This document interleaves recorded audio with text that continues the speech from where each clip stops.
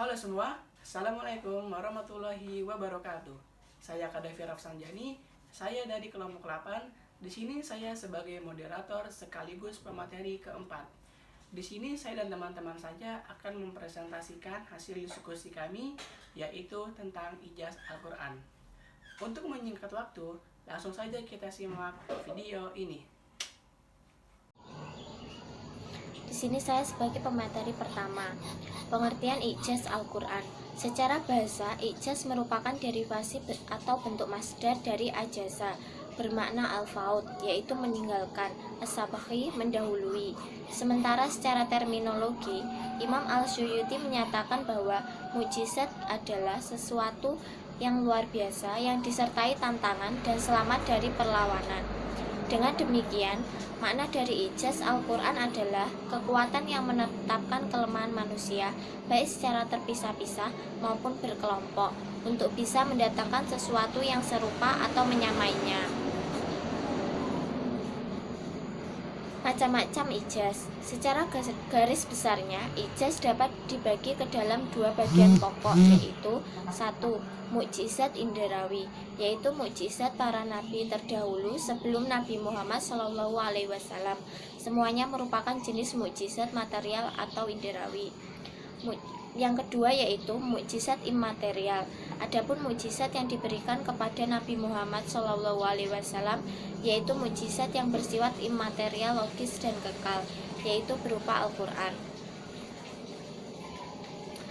Yang ketiga yang akan saya bahas yaitu ijaz Al-Quran menurut para ulama.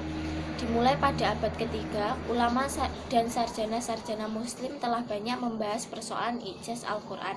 Ibnu Sayyan An-Nazm, seorang teolog Mu'tazilah, menegaskan adanya sarfah atau pengalihan dalam kemampuan manusia untuk tidak mampu menandingi bahasa yang dipergunakan oleh Al-Quran. Mu'jiz bin As-Sarafah. Kemukjizatan Al-Quran bukan dari Al-Quran itu sendiri, namun berasal dari luar, yaitu Allah Subhanahu wa Ta'ala. Pendapat itu dikenal dengan istilah As-Sarafah atau Mu'jiz bin As-Sarafah. As-Sarafah terambil dari kata sarafa yang berarti memalingkan. Dalam arti Allah memalingkan manusia dari upaya membuat semacam Al-Quran, sehingga seandainya tidak dipalingkan maka manusia akan mampu. Dengan kata lain, kemukjizatan Al-Quran lahir dari faktor eksternal, bukan dari Al-Quran itu sendiri.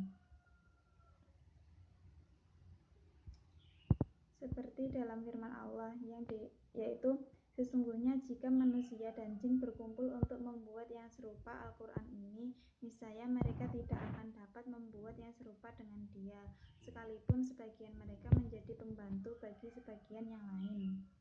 Quran Surat Al-Isra ayat 88. Kemukjizatan dari segi ilmiah. Bentuk Latin dari ijaz yang banyak dibicarakan bahkan menjadi diskursus pada saat ini adalah mukjizat ilmiah dalam Al-Quran. Pada masa kini timbul satu kecenderungan baru dalam melihat kemukjizatan Al-Quran yang dikenal dengan kemukjizatan ilmiah.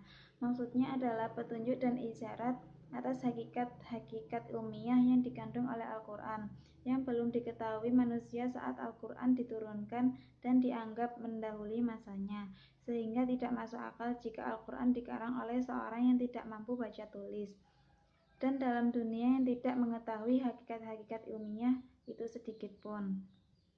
Seperti surat Al-Ankabut yang disebutkan pada surat Al-Ankabut ayat 48.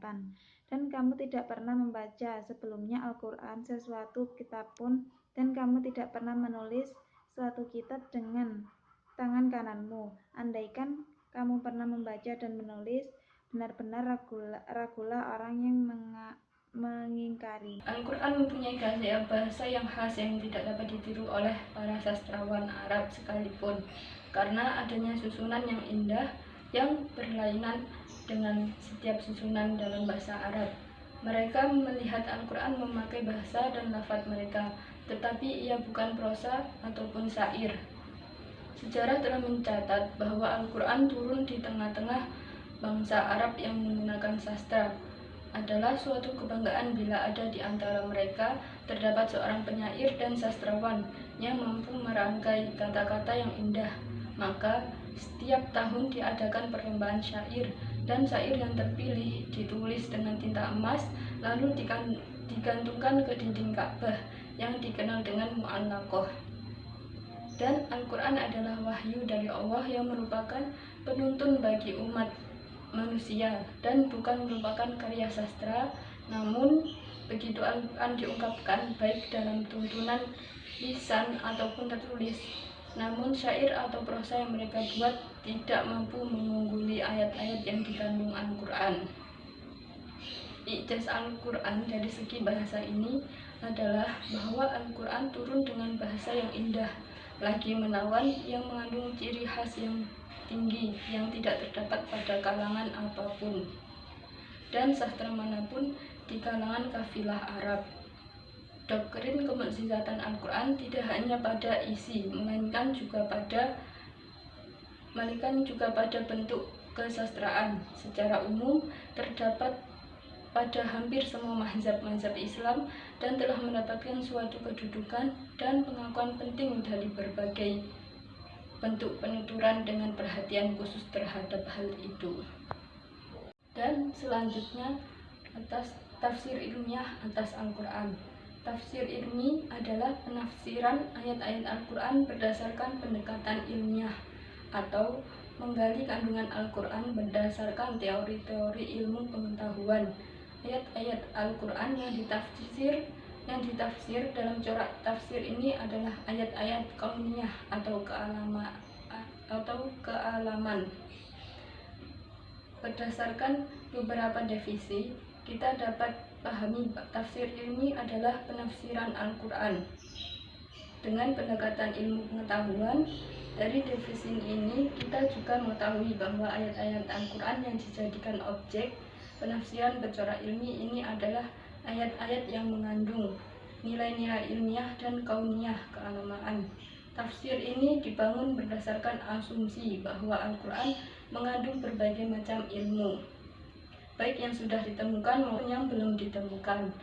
Tafsir corak ini berangkat dari paradigma bahwa Al-Quran di samping tidak bertentangan dengan akal sehat dan ilmu pengetahuan, Al-Quran tidak hanya memuat ilmu-ilmu agama atau segala yang terkait dengan ibadah ritual, tetapi juga memuat ilmuwan duniawi termasuk hal-hal mengenai teori-teori ilmu pengetahuan. Corak penafsiran ilmiah ini telah lama dikenal. Benihnya bermula pada dinasti Abbasiyah, khususnya pada masa pemerintahan Khalifah Al-Ma'mun. Pada masa pemerintahan Al-Ma'mun ini muncul gerakan penerjemah kitab-kitab ilmiah dan mulailah masa pembukuan ilmu-ilmu agama dan sains serta klasifikasi, pembagian dan bab-bab dan sistematiknya. Munculnya kecenderungan ini sebagai akibat pada penerjemahan kitab-kitab ilmiah yang pada mulanya dimaksud untuk mencoba mencari hubungan dan kecocokan antara penyataan yang diungkapkan di dalam Al-Quran dengan hasil penemuan sains. Gagasan ini selanjutnya ditentukan oleh Imam Al-Ghazali dan ulama-ulama lain yang sependapat dengan dia. Rekaman akan fenomena ini diantara lain dituangkan oleh Fahrul Al-Razi dalam kitabnya Mafatih Al-Ghaib. Bisa dikatakan Fahruddin Ar-Razi patut untuk dikedepankan ketika ia membahas munculnya penafsiran secara ilmiah. Hal ini diakui oleh seluruh penulis ahlu sunnah dan riset lapangan juga membuktikan hal itu. Selanjutnya, di sini saya akan membahas tentang masalah ayat ilmiah.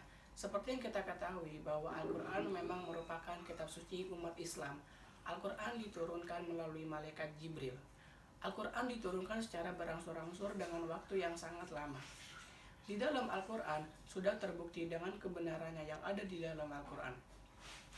Di sini banyak sekali ayat-ayat ilmiah yang memang ayat-ayat ilmiah ini membuktikan bahwa Al-Quran telah membahas yang adanya di masa lalu dan di masa depan dunia. Seperti yang kita ketahui bahwasanya dengan semakin lamanya perkembangan zaman, semakin kesini sangat banyak sekali bahwa penghafal-penghafal Al-Quran yang ada di dunia ini Ini sehingga dengan adanya penghafal-penghafal Al-Quran yang ada di dunia ini, tidak ada lagi yang namanya pemalsuan Al-Quran. Karena kenapa? Karena jika ada yang menyalahgunakan atau menyalahkan ayat Al-Quran sedikit pun, itu langsung ketahuan. Nah, ada beberapa ayat ilmiah yang memang ayat ini telah terbukti kebenarannya. Para ilmuwan telah membukti kebenarannya bahwa Al-Quran telah membahas masa lalu dan masa depan manusia. Contohnya ada di Al-Waqiah ayat 57-59. Bisa teman-teman cek sendiri. Di situ Al-Quran telah membahas tentang kelahiran manusia. Kelahiran manusia itu telah dibahas dalam Al-Quran. Salah satunya di surat Al-Waqiah ayat 57-59 itu. Selanjutnya ada di surat Al-Furqan ayat 53, di mana akhir-akhir ini, belakangan ini, akhir tahun-tahun ini, dunia digemparkan dengan adanya penampungan sungai di dalam laut. Padahal hal seperti itu telah dibahas di dalam Al-Quran, bahwasanya memang sungai itu memang telah ada di dalam laut. Tetapi ini sangat menghebohkan dunia. Banyak orang-orang yang non-muslim yang tidak tahu tentang berita ini. Padahal kita sebagai orang muslim, kita harus bangga karena hal seperti itu telah dibahas oleh Al-Quran di surat Al-Furqan ayat 53. Selanjutnya saya akan membahas tentang pemberitaan ghaib. Sesuai di dalam surat Al-Imran ayat 44, yang artinya adalah yang demikian itu adalah sebagian dari berita-berita ghaib yang kami wahyukan kepada kamu Muhammad. Ini menunjukkan bahwa Nabi Muhammad SAW selaku utusan Allah, hanya beliaulah yang mendapat pemberitaan ghaib dari Allah. Karena memang Nabi Muhammad ini sebagai utusan Allah dan kekasih Allah. Oleh karena itu, hanya kepada Nabi Muhammadlah berita ghaib itu disampaikan. Ada beberapa berita ghaib yang memang disampaikan kepada Nabi Muhammad. Berita ghaib yang disampaikan oleh Nabi Muhammad ini selalu benar dan tidak pernah melenceng atau bahkan sedikit pun salah. Nabi Muhammad pernah berkata bahwa nanti Konstantinopel itu akan ditaklukkan. Padahal jika kita melihat kondisi pada saat itu, di mana imperium besar yaitu adalah Konstantinopel, dan sangat tidak mungkin bahwa Konstantinopel tidak bisa ditaklukkan. Tetapi yang berkata adalah Rasulullah. Dan ini merupakan berita ghaib. Dan yang terjadi apa? Yang terjadi adalah Konstantinopel telah ditaklukkan oleh Al-Fatih. Dan ini membuktikan bahwa memang pemberitaan ghaib yang disampaikan oleh Nabi Muhammad ini memang benar terjadi adanya dan tidak pernah salah atau tidak pernah bohong. Apalagi yang seperti kita ketahui bahwa memang Nabi Muhammad ini adalah utusan Allah. Dengan adanya demikian bahwa memang berita ghaib itu memang benar-benar ada dan kita harus benar-benar mempercayainya karena juga sudah ada tertuang di dalam Al-Quran surat Al-Imran ayat 44. Demikianlah presentasi dari kelompok kami, demikian adanya, kurang lebihnya kami mohon maaf. Wassalamualaikum warahmatullahi wabarakatuh.